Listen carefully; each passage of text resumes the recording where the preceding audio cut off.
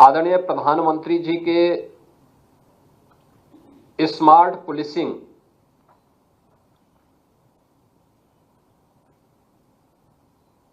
और विजन 2047 विकसित और आत्मनिर्भर भारत के लिए किस प्रकार की पुलिस हमें चाहिए, उस लक्ष्य की प्राप्ति के लिए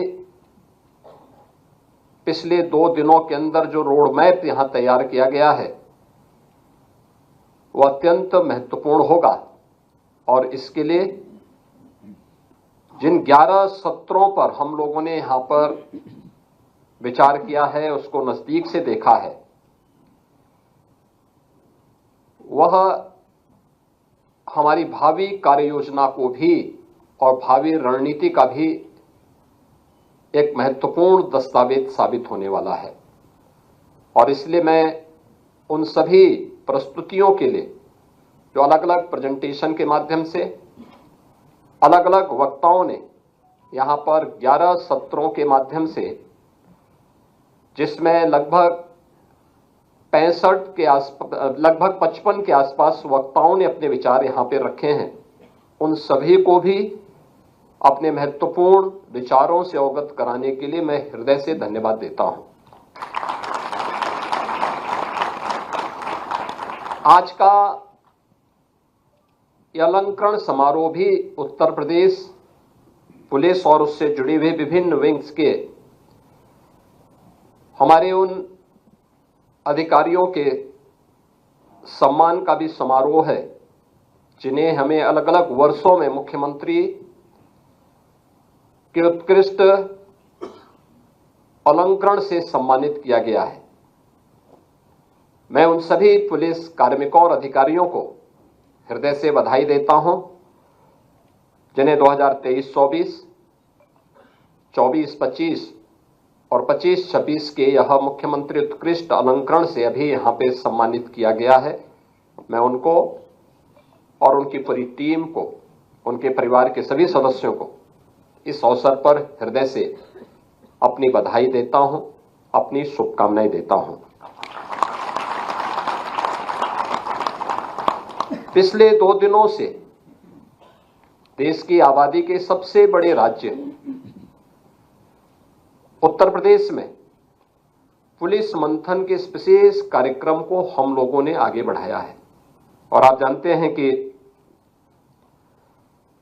इसकी प्रेरणा का स्रोत है आदरणीय प्रधानमंत्री जी की डीजीज और आईजीपी की कॉन्फ्रेंस।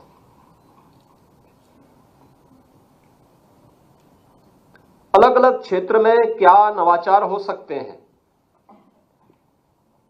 और वे नवाचार हमें कैसे समसामयिक चुनौतियों से जूझने और उसके अनुरूप अपनी रणनीति तैयार करने के लिए कैसे तैयार कर सकते हैं, उसी पर आधारित था यह पुलिस मंथन का कार्यक्रम।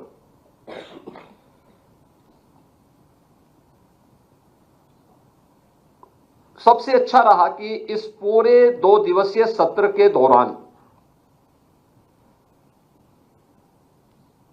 हर एक वक्ता ने और हर एक प्रेजेंटेशन में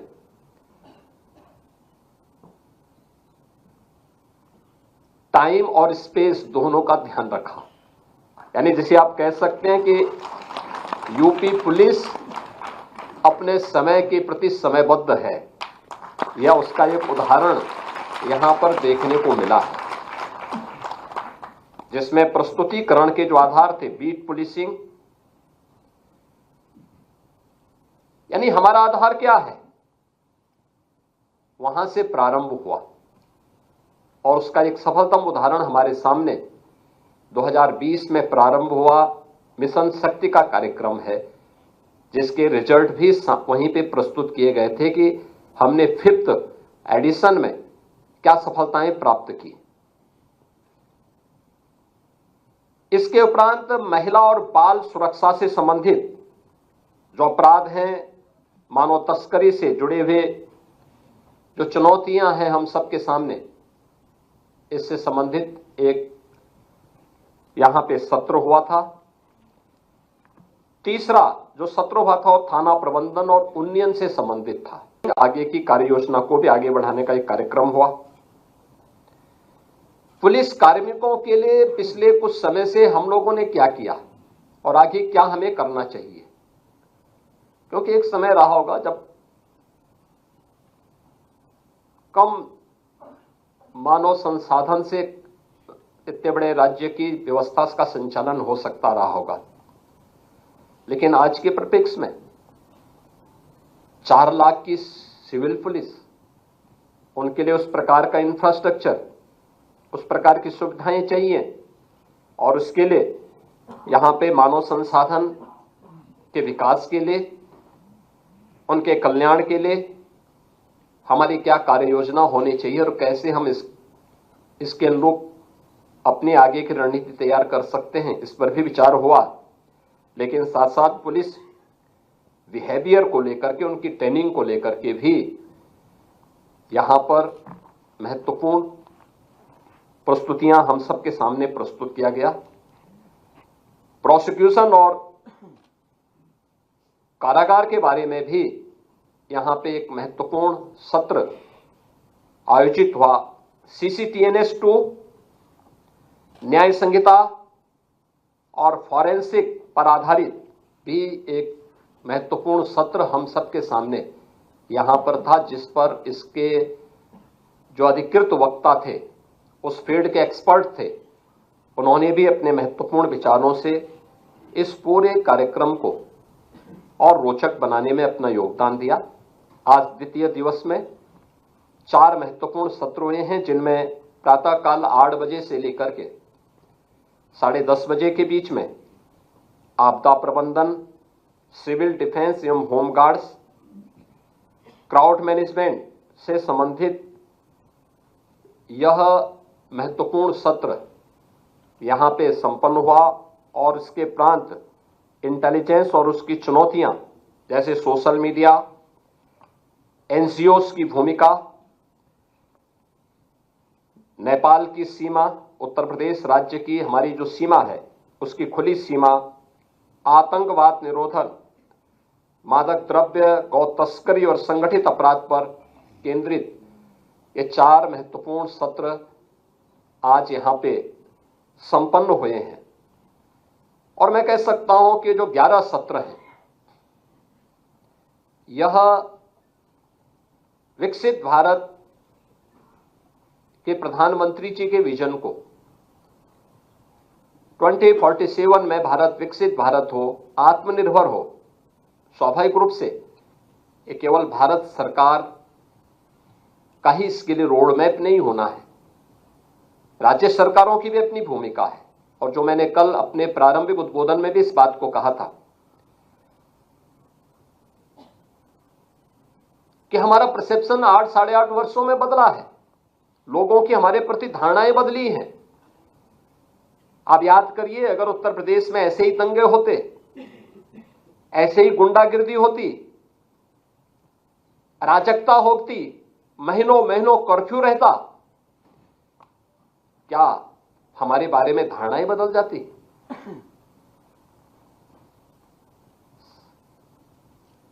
हमने उस धारणा को बदलने के लिए प्रयास किए, आउट ऑफ बॉक्स सोचा, कानून के दायरे में रह करके कानून के दायरे का हर एक व्यक्ति को एहसास कराया। परिणाम है, लोगों की धारणा उत्तर प्रदेश के बारे में बदली। हर व्यक्ति किसी भी फील्ड का हो, आज उस बात को मानता है कि हां, उत्तर प्रदेश में परिवर्तन हुआ है। अगर सुरक्षा नहीं होती तो हमारा इंफ्रास्ट्रक्चर इतना मजबूत नहीं होता।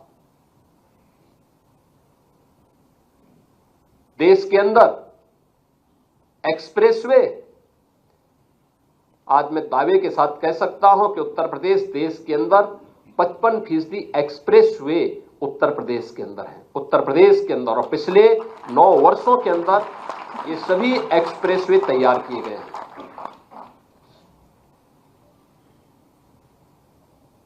देश के अंदर सबसे बड़ा एयर कनेक्टिविटी का नेटवर्क भी यूपी के पास है। और अभी उत्तर प्रदेश देश का सबसे बड़ा एयरपोर्ट का शुभारंभ करने जा रहा है।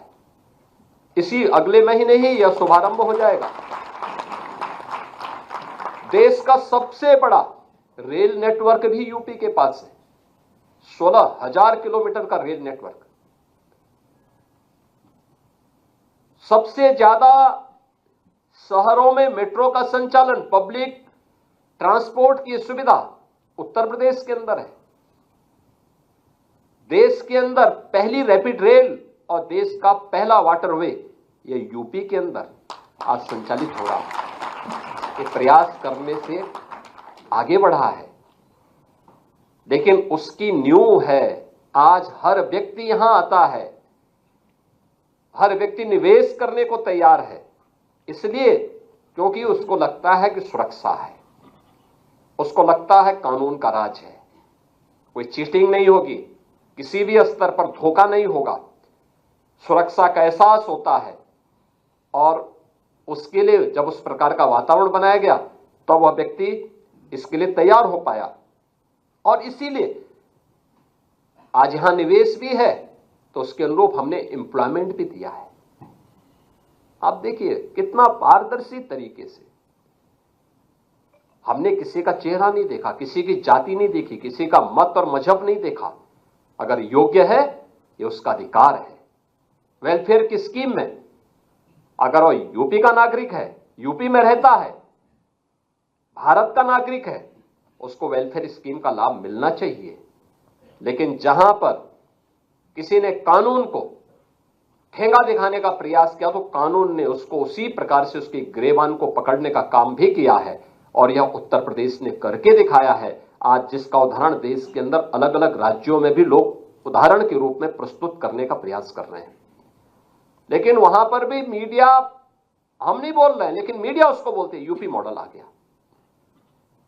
ये प्रयास करने से होता है, आउट ऑफ बॉक्स जब हम कार्य करने का प्रयास करते हैं तब इस प्रकार की चीजें सामने आती हैं। और वह आज हम सब के लिए, मेरा मानना है, एक महत्वपूर्ण, हमारे लिए यह एक दस्तावेज बनने जा रहा है। याद करिए इसी उत्तर प्रदेश में आदरणीय प्रधानमंत्री जी ने डीजीपी और आईजीपी कॉन्फ्रेंस में इस बात को कहा था, स्मार्ट पुलिसिंग का एक विजन देश को दिया था। और उस समय उन्होंने कहा था कि स्मार्ट पुलिसिंग के सूत्र भी उन्होंने उस समय बताए थे। और मुझे लगता है हर पुलिस अधिकारी, हर पुलिस कार्मिक को उसको अपने जीवन का मंत्र बनाना चाहिए। उन्होंने कहा था कि स्मार्ट पुलिसिंग का मतलब क्या है, strict and sensitive, modern and mobile, alert and accountable, reliable and responsive, techno savvy and trained. यह सूत्र हमें कानून प्रवर्तन के भविष्य के लिए निरंतर और स्पष्ट मार्गदर्शन भी यह हम सब का करता है। यानी भविष्य की चुनौतियों के प्रति हम सबको सदैव तैयार रखता है। इस दिशा से हमें इन सभी बातों को अपने जीवन का हिस्सा बनाना पड़ेगा। थाना प्रबंधन से जुड़ा हुआ सत्र जिसके बारे में मैंने पहले भी कहा, वास्तव में हमारी नींव है।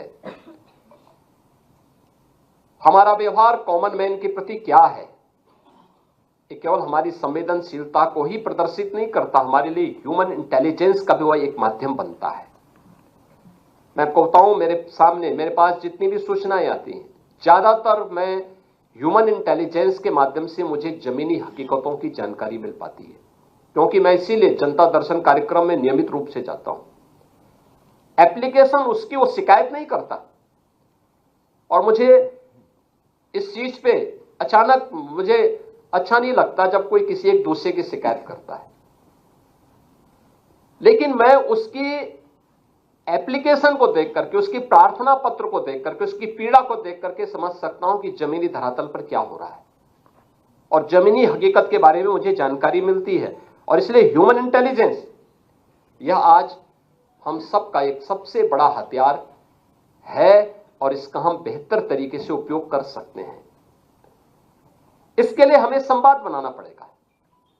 कोई भी थानाध्यक्ष हो, हल्के का दरोगा हो, सर्किल का हमारा इंचार्ज जो डिप्टी एसपी हो या जिले का पुलिस अधीक्षक हो या रेंज और जोन के अधिकारी हो, इन सबके स्तर पर अलग अलग तबके के लोगों के साथ एक बेहतर संवाद की स्थिति पैदा करना। अक्सर होता क्या है, पर्व और त्योहार के दौरान हम पीस कमेटी की बैठक बुलाते हैं, शेष अन्य अवसरों पर हम इन सभी बातों को विस्मृत सा कर देते हैं, भूल से जाते हैं। मैं बार बार कहता हूं कि आप जब जिले में जा रहे हैं तो एक बार जनप्रतिनिधियों से बातचीत कर लें। महीने में एक बार आप उनके साथ बैठ जाएंगे। मैं मानता हूं जनप्रतिनिधि इस लोकतांत्रिक व्यवस्था की एक महत्वपूर्ण कड़ी है, हम उसको नजरअंदाज नहीं कर सकते। लेकिन अगर हम वास्तविक स्थिति के बारे में उसे अवगत कराएंगे तो कोई भी जनप्रतिनिधि गलत कार्य के लिए नहीं बोलता, लेकिन हमें अवगत कराना पड़ेगा, बताना पड़ेगा। हम संवाद नहीं करेंगे, हम उनके साथ चर्चा नहीं करेंगे, सही तथ्यों से अवगत नहीं कराएंगे, तो स्वाभाविक रूप से उसके सामने जो पीड़ित आ रहा है वह पीड़ित ही अपनी बात को जब बोलता है तो लोग ये मानते हैं कि यही सच है। और इसीलिए हमें जनप्रतिनिधियों के बीच संवाद बनाना पड़ेगा, उनके फोन कॉल को रिसीव करना पड़ेगा, हमें समाज से जुड़े हुए इंटेलेक्चुअल के साथ भी संवाद बनाना पड़ेगा, अलग अलग पृष्ठभूमि से जुड़े हुए लोगों के साथ भी, अलग अलग धर्माचार्यों के साथ, उद्यमियों के साथ, व्यापारियों के साथ एक बेहतर समन्वय हो। रूटीन का कार्य मत बनाइए, कुछ आप उनके बीच जाइए, कभी वे आपके पास आए, बैठ करके चर्चा हो, एक औपचारिक चर्चा, अनौपचारिक रूप से एक संवाद, डायलॉग, बहुत सारी चीजें आपको जमीनी धरातल की प्राप्त होंगी। केवल मुख्यालय पे बैठ करके हम पुलिसिंग नहीं कर सकते, और इस दृष्टि से हमें इस संवाद को और प्रभावी करना पड़ेगा। थाना, सर्किल और पुलिस लाइन, इन तीनों में भी बेहतर समन्वय हो। देखिए, मैं अक्सर कहता हूं कि घटना घटित होती है कहीं पे, हम थाना इंचार्ज को जवाबदेही बनाते हैं। सर्किल की भूमिका क्या है? सर्किल समन्वय बनाने में कितना योगदान दे पा रहा है? हमने कभी उस पर ध्यान नहीं दिया। अगर हम इन तीनों में बेहतर समन्वय बना लें, मेरा मानना है कि यह सुरक्षा व्यवस्था को मजबूत करने में बहुत बड़ा योगदान दे सकता है, और इस दिशा में हमारा प्रयास होना चाहिए। पुलिस बल का दोस्ताना व्यवहार और उसकी संवेदना एक कॉमन मैन की समस्या का समाधान तो करता ही है। कॉमन मैन के मन में आपके प्रति एक बेहतर धारणा भी बनता है, और उसको बनाए रखने के लिए, देखिए, मैं बार बार इस बात को कहता हूं, मेरे पास लोग आते हैं, अलग अलग तबके के लोगों से मैं मिलता हूं, बातचीत करता हूं, तो मैं बहुत सारी चीजों को इस बार रूप में देखता हूं। किसी अच्छे पुलिस अधिकारी का ट्रांसफर होता है या प्रमोशन होता है, उसके बाद जाता है, या टेन्योर, हमने प्रयास किया है कि पॉलिटिकल इंटरफेरेंस न्यूनतम रहे। लोकतांत्रिक व्यवस्था में एक चुनौतीपूर्ण कार्य है और न्यूनतम है। पिछले 9 वर्षों के अंदर आपने देखा होगा न्यूनतम इंटरफेरेंस, और न्यूनतम इंटरफेरेंस के साथ साथ आपको कार्य करने की जितनी स्वतंत्रता दी गई है कि आप परफॉर्म कर सकें, इसलिए कि जिससे बिना किसी हस्तक्षेप के, लेकिन हमारा भी कुछ दायित्व बनता है। और इस दायित्व के दौरान मैं देखता हूं, जब किसी पुलिस अधिकारी के टेन्योर, उसमें हमने स्थिरता भी दी है प्रशासन को। आप देखें, एवरेज एक पुलिस अधिकारी मिनिमम 2 वर्ष तक एक जिले के अंदर अपनी सेवा दे रहा है, रेंज में सेवा दे रहा है। कभी नहीं हुआ, मैं पिछले आंकड़े निकालता हूं, 3 महीने, 4 महीने, 1 महीने, कुछ ही दिनों के अंदर फिर वहां से ट्रांसफर हो जाता था, काम ही नहीं मिलता था। जब तक वो समझे, वहां की सामाजिक और भौगोलिक स्थिति को समझे, तब तक वहां से उसे बाहर का रास्ता दिखा दिया जाता था। क्या समझता? अव्यवस्था पैदा होती, लेकिन वह स्थिरता प्रशासन में दी गई, पुलिस में दी गई। लेकिन जब किसी अच्छे पुलिस अधिकारी का ट्रांसफर होता है, पब्लिक से हमारे बीच में सिफारिश आती है कि साहब अच्छा अधिकारी था। लेकिन जब कोई गलत व्यक्ति वहां से हटाया जाता है, पब्लिक हमें धन्यवाद देने के लिए आती है कि साहब आपने हमारी इस बला को टाल दिया, इसने हमें जीना हराम कर दिया था, बहुत बेकार आदमी था, महाभ्रष्ट था। यानी ये भी चीजें हमें सुनने को मिलती है। दोनों स्थितियों को हम पेश करते हैं। अच्छा अधिकारी को हम बेशुद्ध उनसे कहते हैं अच्छा अधिकारी है, इसलिए दूसरी जगह भी तो अच्छे लोगों को काम करना चाहिए। और एक व्यक्ति ने अच्छी न्यूज डाल दी है तो कुछ समय तक ये चलेगी, हम इसको मॉनिटर कर रहे हैं। अन्य जगहों पर भी अच्छा का लाभ मिलना चाहिए, और वह अच्छे का लाभ देने की दिशा में हम सबको प्रयास करना चाहिए कि हम अपने आचरण से, अपने व्यवहार से उसको और सुदृढ़ करें। 3 नए कानून लागू हुए हैं, हमने गत वर्ष जुलाई में लागू किए हैं। और याद रखना, ये तीनों जो नए कानून हैं, इनकी अवधारणा न्याय पर आधारित है, जिसमें भारतीय न्याय संहिता 2023, भारतीय नागरिक संहिता 2023 और भारतीय साक्ष्य संहिता 2023, इसके बारे में अधिक से अधिक जागरूकता पैदा करना। हर पुलिस कार्मिक के साथ साथ इसके बारे में हमें अलग अलग तबके के साथ में बैठक करके इस इंटरेक्शन को बढ़ाना, और इसके बारे में हमें अपने आप को अपडेट करना होगा। और मेरा मानना है कि दक्ष, न्यायप्रिय, पारदर्शी, जवाबदेह और निष्ठा के साथ जनसेवा के प्रति संवेदनशील जो पुलिस बल है, यही अंततः कानून का राज स्थापित करने में महत्वपूर्ण भूमिका का निर्वहन करेगा, और जो हम सबके जीवन का संकल्प है। ये कानून का राज ही है जो देश के अंदर सबसे बड़ी आबादी के राज्य के मन में, आधी आबादी के मन में जो सबसे असुरक्षित अपने आप को महसूस करती थी, उन सबके मन में एक नया विश्वास पैदा कर रही है। और मैं मानता हूं इसी कानून के राज के लिए हमें अपने आप को अपडेट होना पड़ेगा, हर एक परिस्थिति से, हर चुनौती से जूझने के लिए तैयार होना पड़ेगा। और इसके लिए एक बेहतर प्लेटफॉर्म पुलिस मंथन का मिला है। पुलिस मंथन के इस अवसर पर बहुत सारे प्रस्ताव हमारे सामने आए। हम पुलिस के इंफ्रास्ट्रक्चर को बढ़ा रहे हैं। हमने वह समय भी देखा है जब जर्जर, खपरेल और एस्बेस्टस बैरक के नीचे, टूटे हुए बैरक के नीचे हमारे जवानों को रहने के लिए मजबूर होना पड़ता था। और आज आप देखते होंगे कि जनपद के अंदर हाई राइज बिल्डिंग, बहुत सारे जनपदों में सबसे high rise building police barrack की होगी। एक परिवर्तन है, और हर जनपद में, किसी एक जनपद में नहीं, हर जनपद में। हम लोग जब आए थे 10 जनपद ऐसे थे जहां पे वर्षों से 2-2, 3-3 दशक से पुलिस लाइन नहीं बन पाई थी। हम लोगों ने वह पैसा भी गृह विभाग को उपलब्ध करवाया है, पैसा उन जनपदों को जाए, वहां पर ये चीजें स्थापित होनी चाहिए। पीएससी की जिन कंपनियों को समाप्त किया गया था, उनका पुनर्गठन किया गया। पीएससी की महिला बाहिनियों का गठन किया गया। महिला कार्मिकों की संख्या इसमें बढ़े। आज वह 13% से बढ़कर के 36% से ऊपर महिला कार्मिक हमारी व्यवस्था के अंग बने हुए हैं। लगातार उस पर कार्य हो रहा है, और आज एक सुरक्षा का बेहतर माहौल दिया है। बहुत सारे नवाचार इस दौरान हुए हैं। प्रदेश सरकार ने जिन चीजों को यहां पर लागू करने का काम किया है, और मुझे लगता है कि साइबर मुख्यालय के बारे में जो हमारी आगे की प्रक्रिया का हिस्सा है, हमें तत्काल इस पर अपनी कार्रवाई को आगे बढ़ाना चाहिए।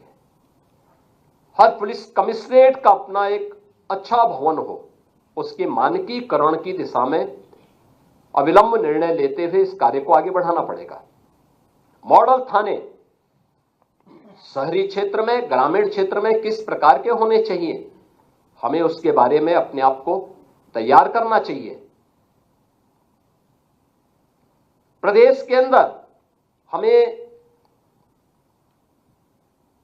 अन्य कार्यों के साथ ही मिशन शक्ति से जुड़ी हुई जो महिला बीट अधिकारी हैं, उनके लिए भी हमारा प्रयास होना चाहिए कि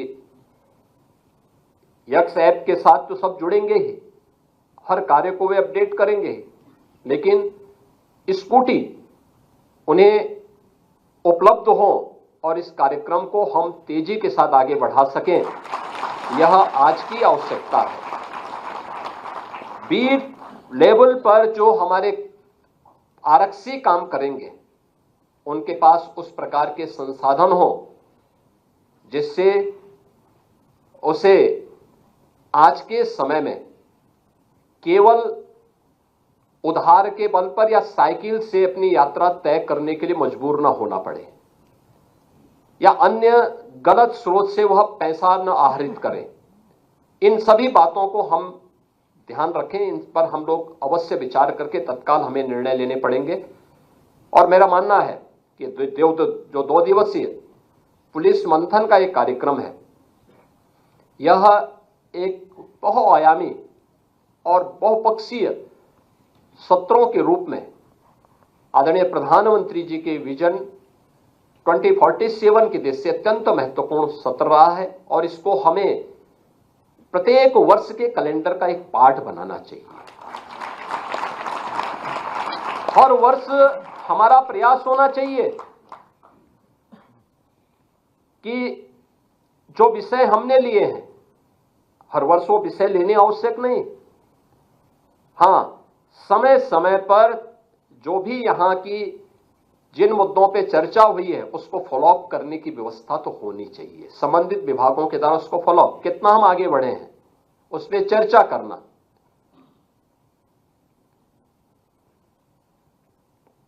पुलिस महानिदेशक के स्तर पर निरंतर उसकी प्रोग्रेस रिपोर्ट से अवगत कराते रहना और किसी स्तर पर कोई बैरियर है तो उस बैरियर को हटाने की तैयारी करना ससमय, जिससे हम समय रहते हुए जो चीजों पे चर्चा हुई है वह केवल आज यहां पर सामान्य आचार ही नहीं, बल्कि केवल विचार के स्तर पर नहीं, बल्कि उसको व्यवहारिक स्तर पर भी हम जमीनी धरातल पर उतार सकें, उसको फॉलोअप करने की व्यवस्था भी हमारी होनी चाहिए। और प्रयास होना चाहिए कि दिसंबर के अंतिम सप्ताह में ऐसे ही शनिवार रविवार के दिन 2 दिन का समय लेकर के अगर हम इस पुलिस मंथन के कार्यक्रम को अलग विषय के साथ साथ और अलग अलग सक्सेस स्टोरी को भी उसके साथ समाहित करें।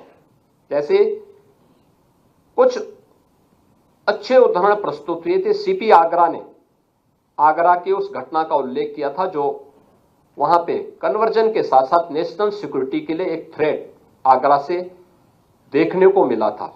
यह उदाहरण आंखों को खोलने वाला है। एक जगह का नहीं, अनेक जगहों पर इस प्रकार की चीजें मिलेंगी और केवल कन्वर्जन से जुड़ा हुआ मामला नहीं है।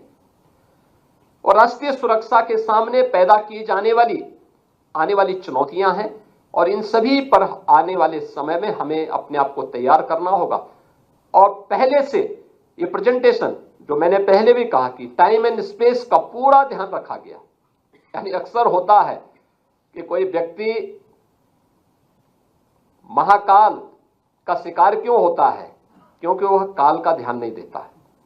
लेकिन यहां पर मुझे लगता है कि आपने काल का ध्यान रखा तो महाकाल भी आपका सहयोग करेगा। इस विश्वास के साथ मैं एक बार फिर से इस 2 दिवसीय पुलिस मंथन के लिए पुलिस महानिदेशक और उनकी पूरी टीम को हृदय से बधाई देता हूं।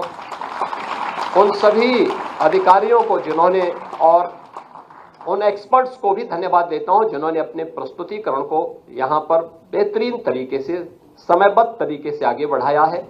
और मैं बधाई देता हूं अपने उन अधिकारियों और जवानों को जिन्हें आज यहां पे मुख्यमंत्री उत्कृष्ट अलंकरण से सम्मानित किया गया है। उन सबको मैं हृदय से